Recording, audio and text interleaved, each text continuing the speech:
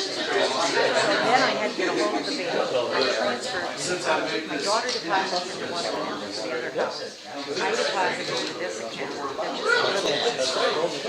And then all that money in this other account. Had to call the bank, had them put on hold on anything coming out of those. I can't use my ATM card. But we don't know for sure. I hate moving banks. I just moved everything to send to your bank because they're offering 5% of money market accounts through August now. Really? Very happy with that. Which bank is that? Send to you. 5%, like all the way through August. Wow. But then I looked Then at what are you SP500. gonna do in September then? Find another one? Well, hopefully I find a house by then. Oh, Yeah, I'm trying to find duplexes in Goshen, but kind of either really bad or really overpriced. So I don't know how much time I want to commit to it because our rents are really are they? no. I was gonna say, not that I know of. No, they're pushing everything. Everybody's upping production because Forest River's consolidating. They're going to be closing every plants, and everybody's trying to get some options. So they're pushing, just to run what they did. Well, from what I understand, mortgage-wise, the percentages are supposed to go down within the next 6 months. They've already started dropping because demand is way down. So they've dropped just a little bit, but Yeah. Microphones on, please.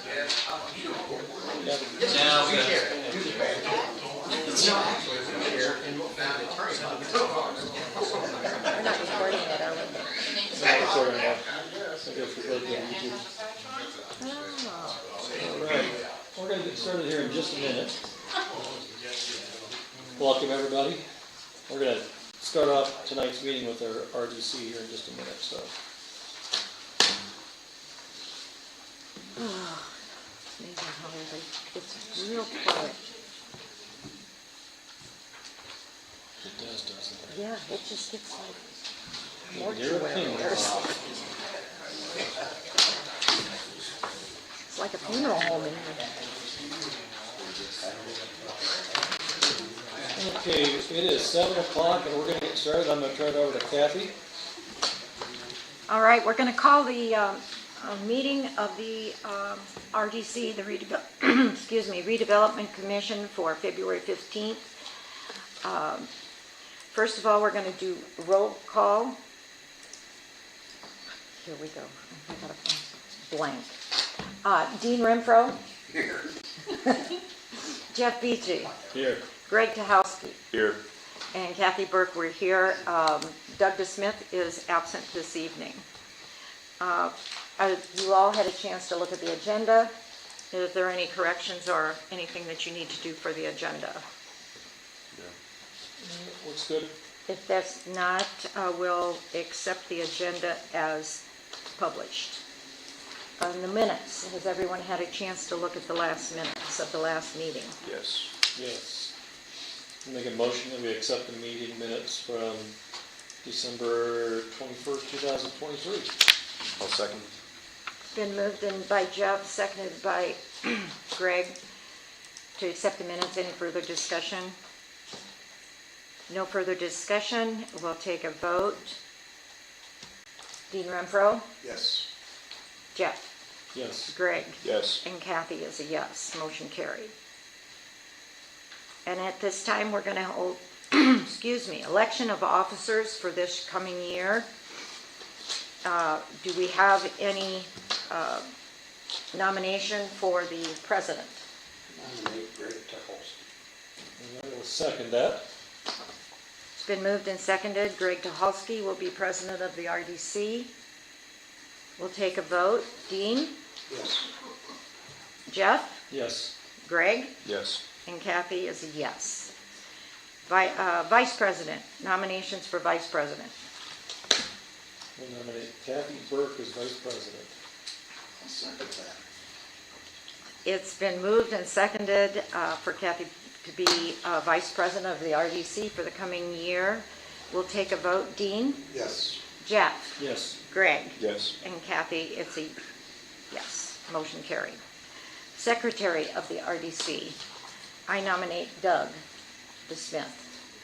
A second? It's been moved and seconded for Doug DeSmith to be Secretary of the RDC. We'll take a vote. Dean? Yes. Jeff? Yes. Greg? Yes. And Kathy is a yes. Our treasurer by statute is Kathy Antonelli. And we need to reappoint the school board representative, who is Jeff Blyler. I'll make a motion that we reappoint Jeff Blyler to the RDC from the Elkhart Community School Board. I'll second that. It's been moved and seconded that we reappoint Jeff Blyler. Kathy, just as a point of order. Yes. Has Jeff completed 2 terms, or 2 years, or is he 1 year into a 2-year term? This will be his second year, will it not? I have to go look at it and check beforehand. Are those 2-year terms? 2-year terms. Okay. So he's 1 year in.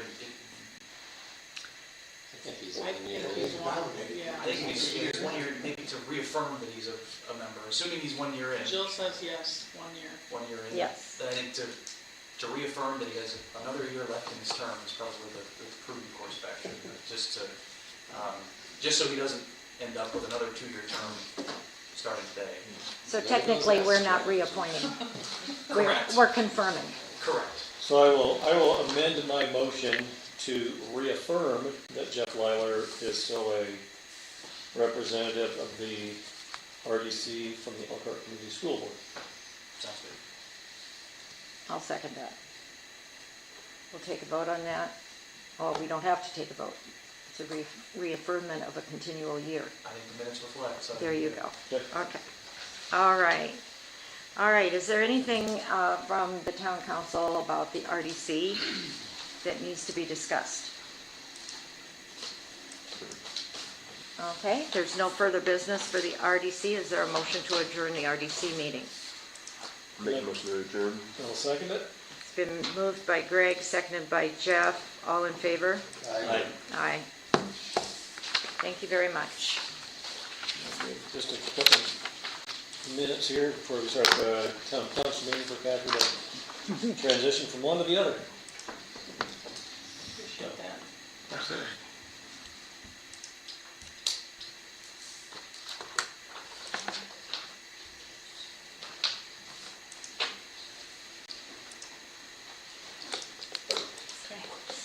All right, so we will call this meeting of the Bristol Town Council to order.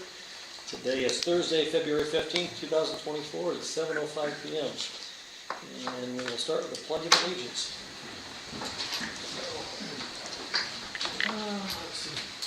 Mike, you want to lead us tonight? Absolutely. I pledge allegiance to the flag of the United States of America and to the republic for which it stands, one nation, under God, indivisible, with liberty and justice for all. Thank you. And happy Valentine's Day, everybody. That was yesterday. I know. All right, let's start off with our roll call. I'm going to start to my left. Dean Renfro. Here. Kathy Burke. Here. Greg Kaholsky. Here. Jeff Beachy is here. Absent from council this evening is Doug DeSmith. Off to my left, Town Marshal Mike Albin. Here. Legal Counsel Alex Bowman. Here. Off to my right, Clerk Treasurer Kathy Antonelli. Here. Town Manager Mike Yoder. Present. And in the back, Fire Chief Nick Cantz. Good evening. Evening, Nick. All right. Everybody had a chance to review the agenda. Yes. Anybody have any questions, corrections, additions that they need to add?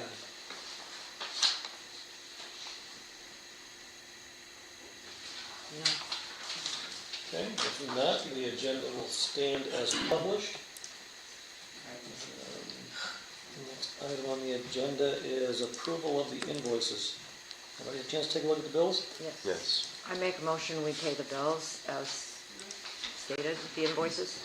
Okay, motion by Kathy, Second. second by Greg. Vote for discussion? No further discussion, we'll take a vote. Dean Renfro, Yes. Kathy Burke, Yes. Greg Kaholsky? Yes. And Jeff Beach is yes, motion carries. Next item on the agenda, approval of the minutes. Anybody have a chance to look at the minutes from the last meeting?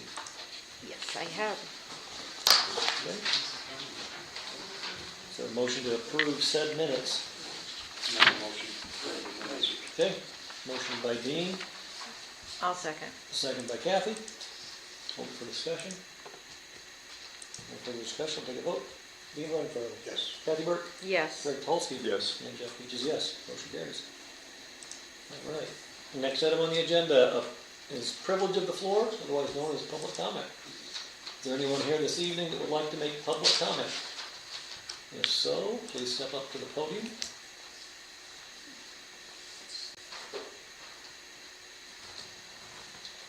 Okay. Seeing none, we will move right along. All right. Planning and development, we've got some planning and development items this evening. Sort of. The Wilhelm Farm requested rezoning, and the County Plan Commission denied, or was recommending that the town deny the rezoning. They were attempting to do a straight rezoning again, too. Plan Commission is fine with the use, but would prefer that they go through a DPUD process, or Plan Unit Development process. So the developer and the landowners have agreed that they'll restart the process and go through a PUD process. However, that means that we need to accept their, what do we call it, resolution to withdraw the petitions. And that you have, if you Okay. scroll on down. So we do have to take official action for them to withdraw. So it's resolution 215-2024-2.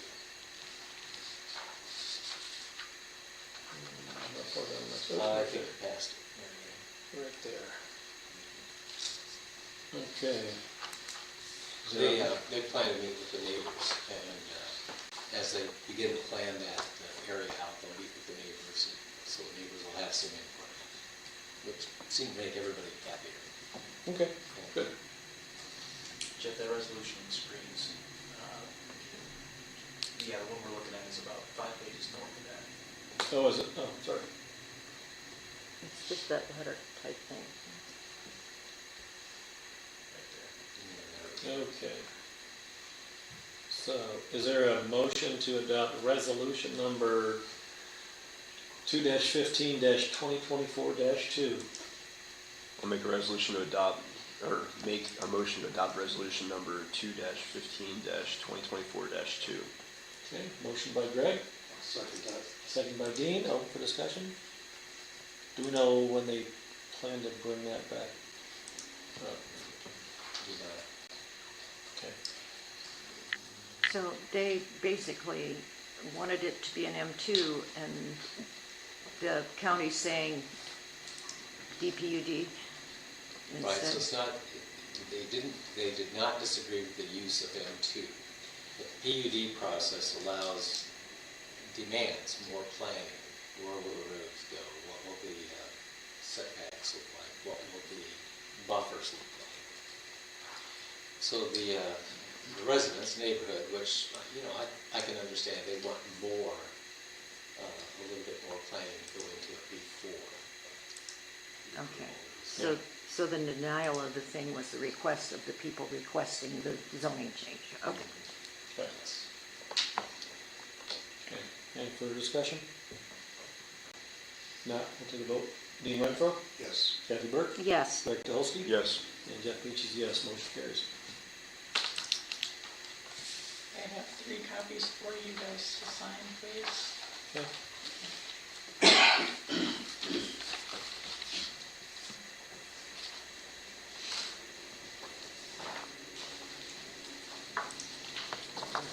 That's the only thing you had for planning development, Mike? That's it. Okay. And no report this evening? 2 things popped up, just quickly mention. We continue to have quite a bit of interest in companies moving here. We're still negotiating with LT Aluminum and Mixter. We're trying to figure out how to get power to that site. We have issued a tax abatement for that, but they have not yet purchased the property. So that's an ongoing development we're working with. The other is somewhat frustrating, but it's it's tied to our 2025 project with NDOT. NIPSCO needs to move a gas line located at Division Street Bridge. And that'll happen sometime this fall, and what's a little unclear is whether they need a hard closure at Division Street Bridge. So I did make our friends in the back row aware of this. So as soon as we get more plans, as soon as the county gets more plans, we get more plans, we've already told them we'd like to have one lane remain open at all times for emergency vehicles. But if it's a high pressure gas line that's in that area, it'll be just like State Road 15 south of town, hard closure. So I asked Nick if he had a plan B. Does he? Are they moving the one on the bridge or just up at one point? They're moving the one at the bridge. Because the one on the bridge is hanging on the side of the bridge. Well, that's what I asked Charlie today. He didn't remember, but they do need to pull all this, the approach up at the bridge. So we, Yeah, it Just- is. You've got approach on each side that would be underground. Well, maybe they'll fix it this time. maybe, Is it on the, where's the approach? Is it on the east or west side of the bridge? Pipes on the west side, I thought. Won't swear to that, but I thought that's where it I said, we just got forewarning, the county was forewarned. Once again, NIPSCO didn't think about talking to the town, but the county did. You would have thought after our last little episode, we'd been at least the second person they called. So we're waiting to see what the plans are, and then it looks like it's going to be August, September, October, somewhere in there. So I would not get that time. Sure. When? Excuse me, when? We wouldn't need fireworks, just light it on fire. Just Don't you move it, see Like the gas line on fire, there you go. I hear a second.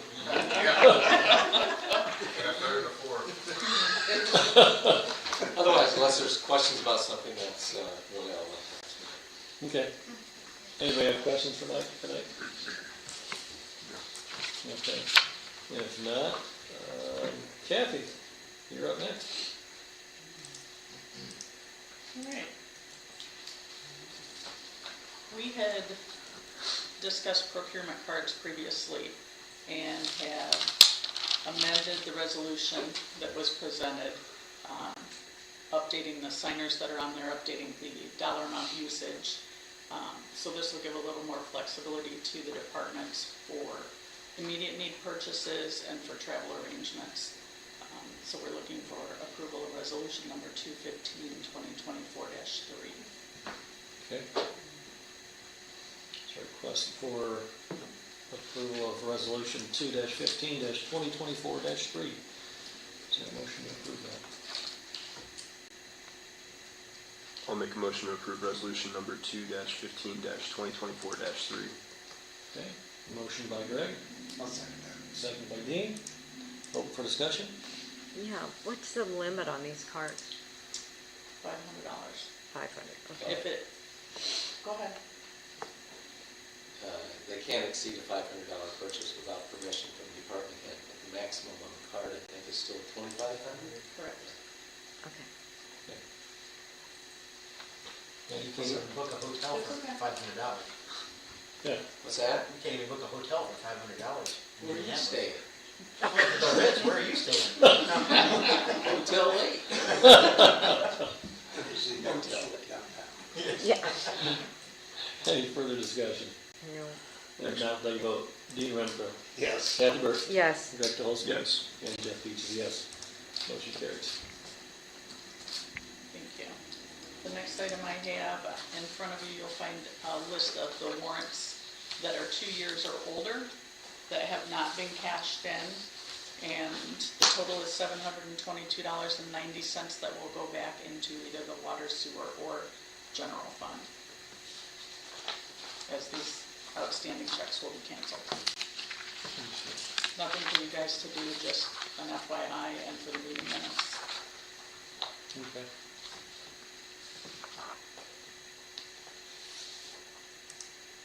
And that's all I got.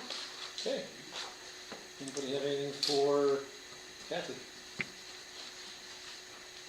Okay. If not, We will move right on to Town Marshal. Mike, what do you have for us tonight? Thank you, Council. This evening I'll be brief and quick. I just want to go through the report for January.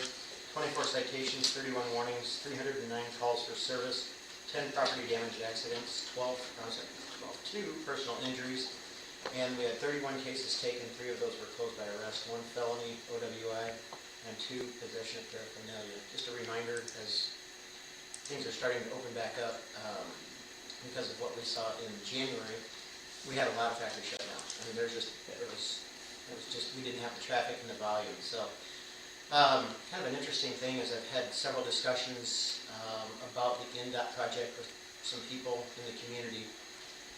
I did a research project looking at the number of accidents at our major intersections, and we actually, when we start to look at the number of volume of people or cars, not people, cars that travel through that intersection in relation to the number of accidents, it is literally 0.00001.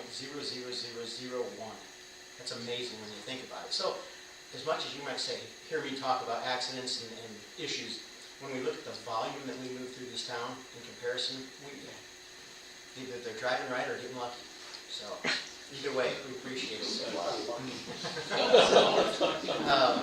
Yeah, and that doesn't mean that we're not without violation. It's just they're not crashing, so that's a good thing. And then I want to jump to Randy's report just a little bit, kind of to highlight some things that he had provided for code enforcement in 2023 as a summary. 2024, obviously, we're getting started. In January, there's 11 illegal parking, and then some other minor things. But what I want to highlight there is that we had 442 total calls for our code enforcement. And interestingly enough, if you look, 144 high grass and 140 illegal parking. 140 illegal parking. That's crazy in this community. So 284 of 444 calls were of those 2 things, high grass and illegal parking.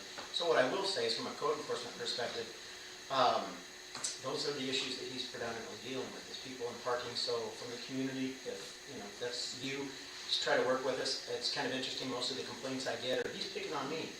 Well, not 140 times. Okay? So it's everybody. We're just trying to get that taken care of. So be thoughtful where you're parking, and I know I'll just call the council, the city, the town is working on additional parking remedies, and I think that's a great, fabulous thing that we need to help. So I think that's also a bonus for the citizens and our visitors that come in, and it helps just keep them off this thoroughfare, which is a good idea. So other than that, I'll push everything to the next one. Okay. I think some of the high grass issue is the people that really don't take care of their lawns. They wait until somebody comes out and cites them, and then they'll wait again until somebody cites them. And it's just like it doesn't click. Some people need motivation. We assist them. So. Oh, and you asked the last meeting about something for enforcement, to get more officers. I had a suggestion from a 911 operator in Centerville to attend college work days. We do, yes. Yep. We're looking at some other options, and I'll raise it just briefly. The Bristol Police Department is hiring. We are lacking qualified candidates. That is an issue not just at the Bristol Police Department, across Indiana and the whole United States. So I guess the easiest way for me to put it is, if you see a car sitting out back, that needs a police officer. That car needs a police officer. So I've had some suggestions that are coming to fruition from other board members that I appreciate, that I think, look, we're working at whatever we can, and unfortunately it means that we have to go other places that we typically don't go. Southern part of the state. It's just what it is. It's crazy, but it's what we're going to have to do to recruit people with qualifications to get people to do this profession. So,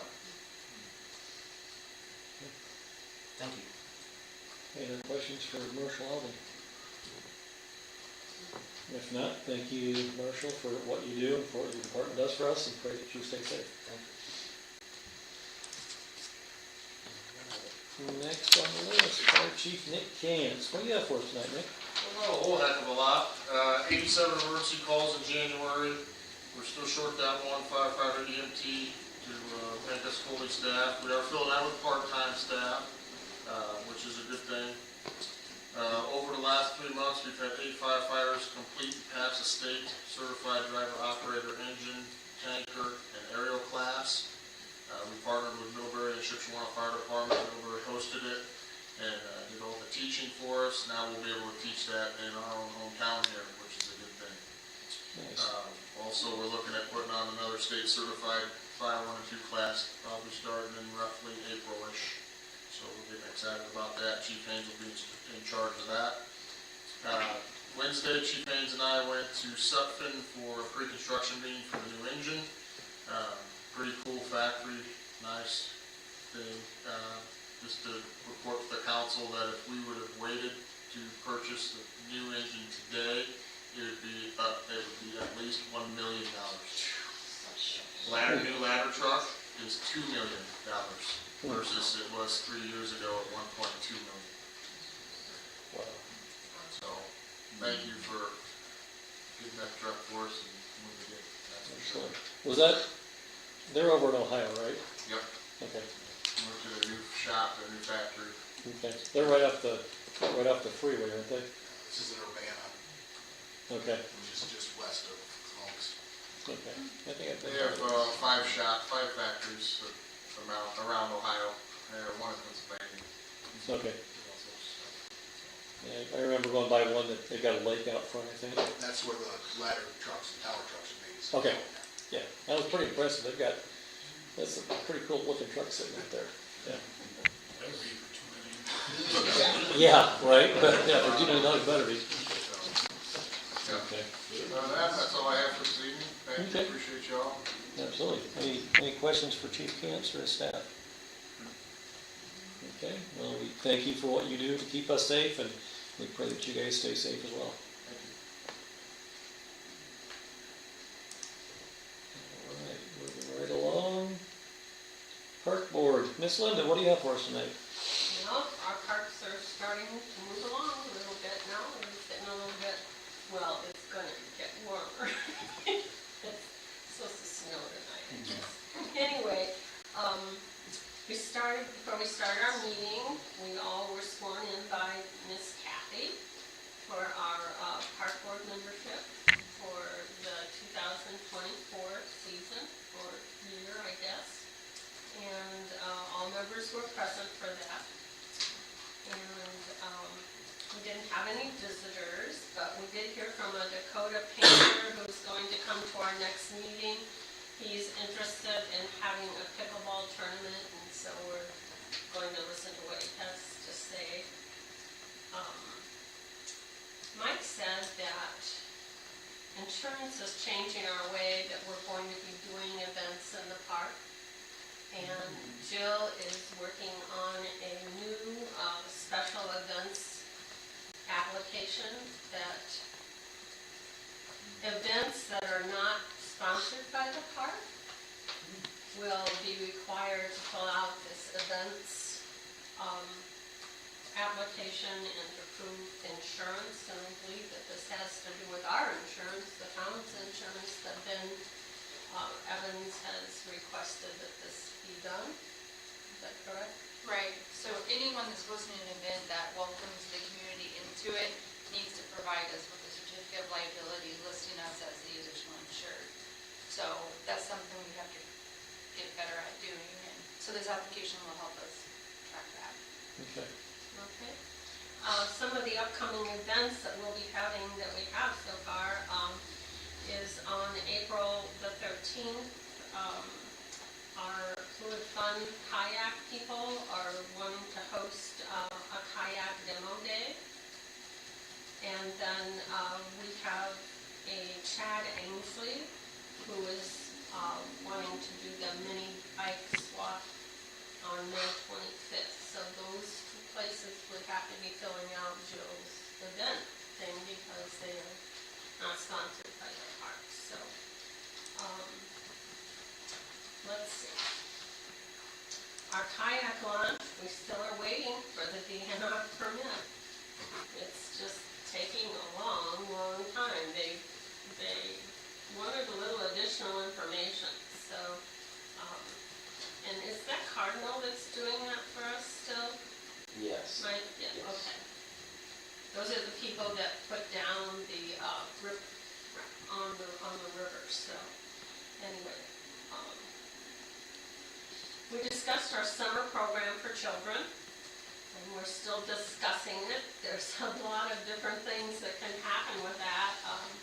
We've talked about things like opening it up to a community-wide type thing, rather than just having it be Bristol-only people.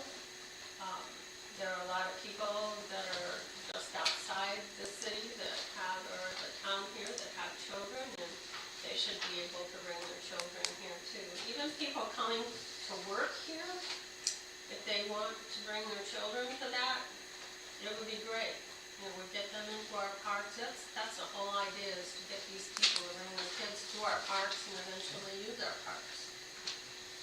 Anyway, transportation is a huge problem at this point for kids to get here. That's a real huge barrier that we're going to have to work with. So we'll continue to work on that. This year is the last year for a 5-year plan with the DNR, and in order to get any grants, you have to have a 5-year plan. And our last 5-year plan was done by MACOG when they did the town's 10-year plan. And we are possibly going to take this on ourselves, the park board, to do a 5-year plan, so it doesn't cost like what MACOG charged us last time. Okay. So I was out on the website, I found a small town app. It isn't an application, it was like just an example of how you could do it. And the big ones, the big 5-year plans for the bigger towns was like 45, 50 pages. Well, this one's 25. And I think that we can handle that. Rosemary, three times ago, Rosemary and I did it. But there's no grid out there to do that like we had. So Andy Mefford has kind of shown some interest in this, with Mike's help. We can all maybe get through it and can get a 5-year plan going on it. We'd like to think about Cummins parking lot, and maybe expand that. We really do need more room down there. Well, and there is room. If you go down and you look at these spikes, or these yellow stakes that are in the ground, there is room there. We just would have to work with it. And if we had some of that material that, like I put on Grandma's parking lot over there, that would work out really, really nice. It could make quite a few parking spots down there. So that's pretty much it. We talked a little bit about the bridge. We also talked about, Andy's going to be a great member. He said, well, Memorial Park, if we put the bridge there and have right at the river there kind of a parky-like thing, maybe we could use Memorial Park as parking lot. So it's a possibility. We need parking. So that's just ideas. So with this 5-year plan, if you guys have any ideas, we'd really love to hear them. And if you would come to our meeting or just come talk to any of us about new ideas for the park or things that we should change, we'd really like to hear from you since we're going to do this 5-year plan. Okay? Okay. All right, thank you. Thank you, Linda. Do you have any questions for Linda? Okay. If not, we will move on to Alex. What do you have for us this evening? Well, thank you, Council. This evening, I have to present to you on first reading ordinance number 3-4-2024-4. This is the ordinance to establish the Bristol, Washington Township Fire Protection Territory. It adopts the Fire Protection Territory interlocal agreement and establishes an equipment replacement fund. I present this to you this evening procedurally, as this is the last regular town council meeting before the anticipated March 4 hearing. Want to make sure that this is properly before the council for consideration so that if and upon the March 4 meeting, it is ready for adoption on second reading, as opposed to having a room full of folks and having to jump through some of the procedural hurdles that comes along with introducing something and perhaps amending and going through that process. I think this is the best, most efficient, easiest way to have a discussion about the contents of the ordinance and to procedurally put it before you. Okay. The township has an identical resolution. As you may know, townships do not have ordinance authority by statute. For establishment of a fire protection territory under statute, any of the participating units have to adopt identical either ordinances for towns, municipalities, or resolutions for the township. So we have prepared an identical resolution for the township. Essentially, this walks through the procedure. It identifies the territory, identifies that the township is the provider unit, identifies that the town and township are participating units, establishes an operating fund that would be funded through the tax levy to be levied by the fire territory. It adopts the interlocal agreement, which governs the relationship by and among the fire territory board, provider unit, and participating unit, creates the equipment replacement fund, and establishes the max tax levy for such. That's the long and short of it. It's a lengthy resolution or ordinance in terms of what we usually prepare, but it is all-encompassing, and with its adoption, assuming the township adopts the identical resolution, the territory will be formed. Again, I offer to you this evening procedurally so that it's teed up for March 4th. With that, I'm happy to answer your questions about the substance of it. I know our next new business item gets into a deeper discussion of the territory status, etc. So my recommended action for the ordinance this evening would be simply to motion to advance to second reading, and that would be sufficient. Okay.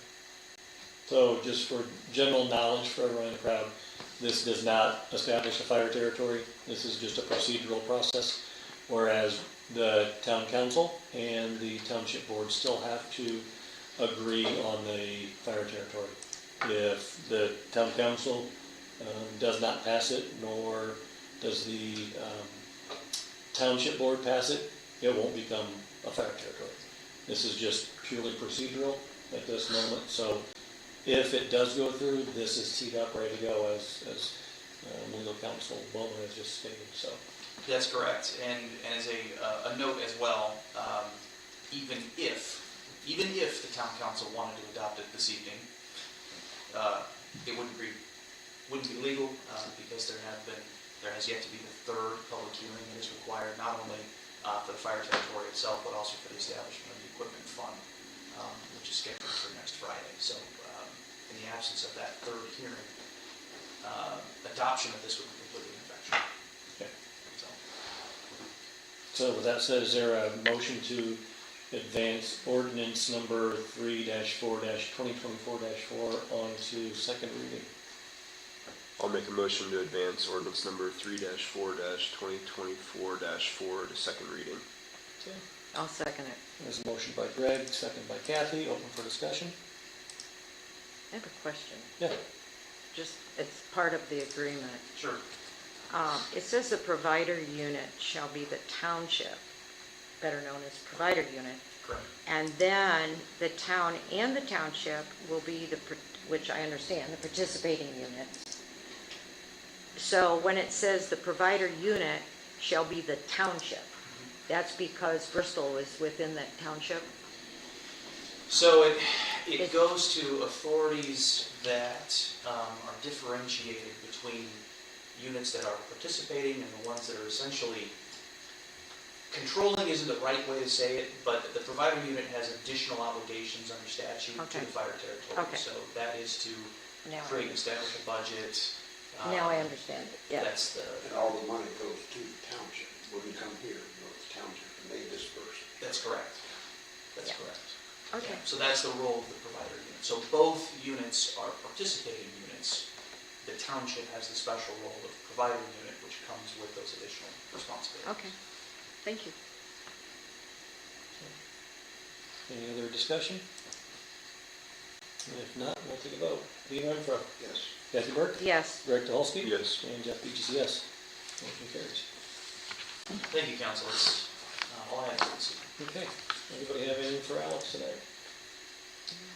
I've asked enough questions. Okay.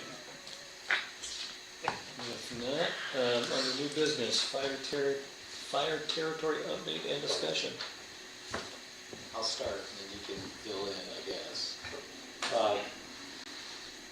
This is primarily for information. So I had a good discussion with the township board following the last public hearing, and they informed me that they were 3-0. They will be voting 3-0 against the formation of fire territory. So I talked to Paige about that, and she said if that's the case, that we should cancel the last public hearing and cancel the March 4th meeting. And that's legal to do, and she would advise that we do that. So on Monday, I talked with Jeff over the weekend and talked with Nick. One of the concerns of the township board is they felt like they were not involved enough with the development of the budget. So Jeff and I and Nick have offered to meet with the township board to go through that budget line by line if necessary. It appears like they have agreed to do that, either Monday or Tuesday. So we'll hold off canceling the meetings until Jeff and I get through that meeting, and we'll make a determination at that point. But it could be that those last two meetings will be canceled. If they decide to not go forward, there's no sense in putting the public through 2 hours of the meeting. It's not going to make sense. And it's expensive for us to do that. So that kills the proposal. The board seems to be willing to restart it and try this again this fall. I guess that would be an option. But Paige also mentioned that we have another option of creating a fire district. Were you able to research that enough yet? Yeah, happy to talk a little bit about it if you want. So we're preparing legal analysis for the board's consumption as far as what a fire district would entail. From a 30,000-foot perspective, the fire district is a separate concept in the fire protection territory under statute. A fire district is its own municipal corporation. It's formed uniquely by a petition of landowners within a particular unit for formation. So it isn't necessarily an action that the town in and of itself is able to take according to the statute. I thought that was one option under the statute. Another option was the town council. The town council, in order to be a part of it, would need to adopt an ordinance to say they want to be a part of the district. My initial reading of the statute suggests that the petition has to be submitted to the county council because it's an action that occurs at the county council level, not at the town council level. County commissioner level? Negative, no. The county. Paige handled. It's the first time Paige has been wrong. Don't tell her. You may not be wrong, this is an interpretation of law. And so keep in mind here that the research itself, I may be a little out over my skis to really give you a full digest of what the district offers, but so that will, the official opinion will come. Suffice to say, it's a different process than engaging in hearings within the unit, having the decision made at the unit level. What this contemplates is a decision is made at the county level, particularly because the district contemplates, primarily in rural counties, having a county-wide fire district. So every township participating municipalities within rural counties participating. That tends to be its function. I think that's what it's generally used for, more downstate than upstate. So that process, there's a petition process to the county council, there's some affirmations that occur there, and then once there's a determination that the petition that's been submitted is sufficient, there's a public hearing process, and then it's the county council that then determines whether or not a district is appropriate. And then upon its formation, it's a municipal corporation, it has tax levy authority, it functions as an independent unit of government. It's a public corporation essentially, much to the contrary of what the fire territory would be. What the fire territory is essentially a tax board. It's a board that oversees the intake of this levy and the distribution of the units. The district is entirely different than that. The district can do its own grants, it can sue and be sued, it can hold property, it can sell property, it can hire, it can fire. That's how it's created, so it's designed to be. So it's not a short process, it's not a lengthy process, but there is an element of public buy-in to it. But, like I said, the official legal opinion on that is forthcoming. That's a preview of the information we have available at this point. Suffice to say, there are other mechanisms to help fund fire service in the town of Bristol aside from the formation of the territory. The fire district concept is a way for the town to create a fire tax rate, which we don't really have. We have a CUNY equipment. Right. So if you compare us to Middlebury town has this tax, they created the tax rates before you could do it. The township and the town both have the same tax rates. Where here, we have essentially nothing. The township Washington Township has fire tax rates related to fire and ambulance. So that's one method we could pursue as well. So there will be options, and I don't know how we work that with the fire department. We probably determine, here's what we'd have to create an amount that we would satisfy their contract for 5, 6, whatever years. I'm not sure. That's part of the legal determining what the process would be. So our share of the fire protection or the fire service contract would be supported by a fire district. The township would take care of whatever the township takes care of. And that's an important point as well, Mike, that the district concept as a separate and distinct municipal corporation by statute is empowered to contract with an existing fire service. So it does not have to be its own fire department, it does not have to be its own fire protection service. It can be there to function, to raise the funds through a tax levy and then contract with the existing department. So that's part of that process.